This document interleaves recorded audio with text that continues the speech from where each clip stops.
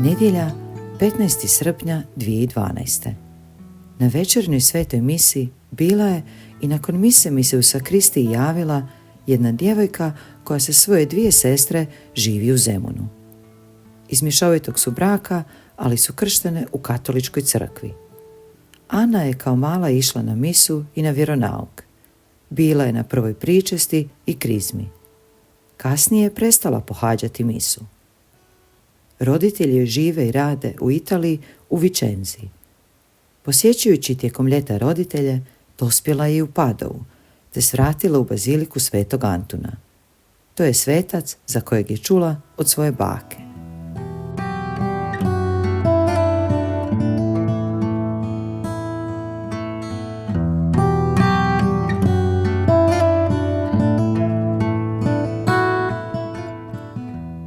Jednog dana, prolazeći pokraj Franjevačke crkve, vidjela je na ulazu u crkvu ploču na kojoj se spominje Sveti Antun, pa je ušla u crkvu. Tu je srela mog prijatelja i suradnika, prezimenjaka Zdravka Paurića, i s njim kratko razgovarala. Danas je došla na misu. Poklonio sam joj krunicu.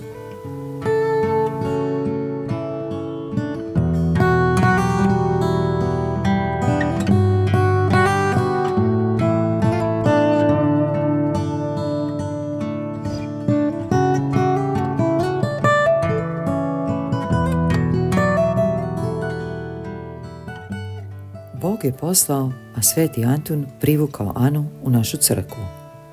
Ubrzo je postala članom našega crkvenog zbora. Odmah je primijetila da u zajednici nema mladih vjernika ni djece.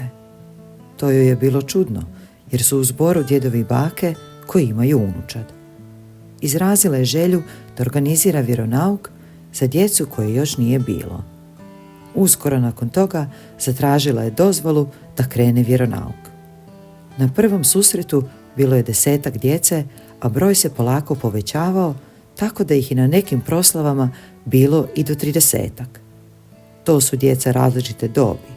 Neka su krštena u katoličkoj, neka u pravoslavnoj crkvi, a bilo je poneko dijete koje nije bilo kršteno.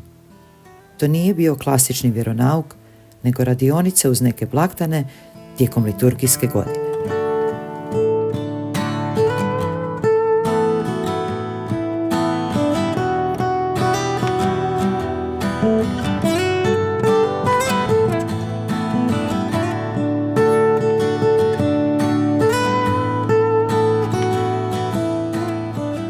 Ovi su susreti oživjeli našu zajednicu.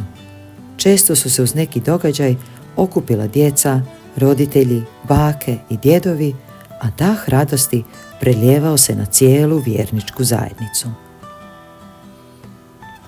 Radionice su organizirane uz proslave Adventa, Nikolinja, Božića, Korizme, Uskrsa, Duhova i u drugim prigodama. Poslije svake radionice bilo je druženje, pjesma i igra. Sva su djeca s nestrpljenjem očekivala sljedeću radionicu.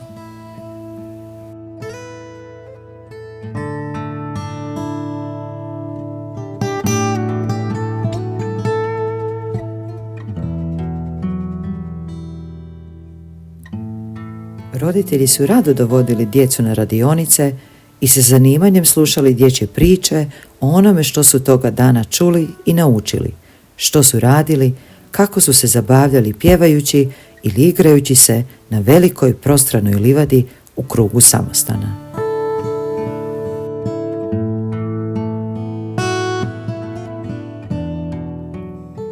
Ana je za djecu jednostavno bila njihova Anči, kako su je zvali od milja. A kad je Anči iznijela prijedlog da se osnuje udruga, ta ideja bila je rado, s oduševljenjem i odobravanjem prihvaćena i od djece i od roditelja. Svi su se složili da naziv udruge bude Savršeno srce.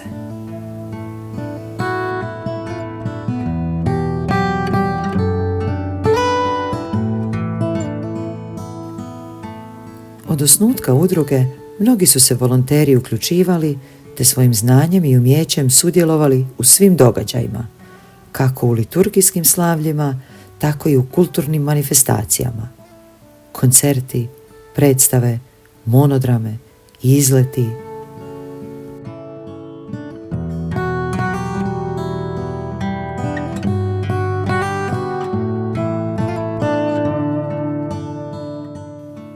Isus je rekao: pustite dječicu da dođu k meni. Nemojte im priječiti, jer takvima pripada Kraljevstvo Božje. Crkva Svetog Ivana Krstitelja i Franjevački samostan u Zemunu postali su tako mjesto na kojem okupljamo djecu različitih dobnih skupina, ali i njihove roditelje i druge članove obitelji. Vidljivo je rasla svijest o tome kako su svi koji se bave odgojem u vjeri djece predškolske dobi odgovorni za ozračje i načine na koje se potiče razvoj djetetove duhovnosti. Naše radionice nudile su sudionicima posebnu povezanost, a mogla se osjetiti i radost druženja jer svi se okupljamo s ciljem da se još više približimo Bogu.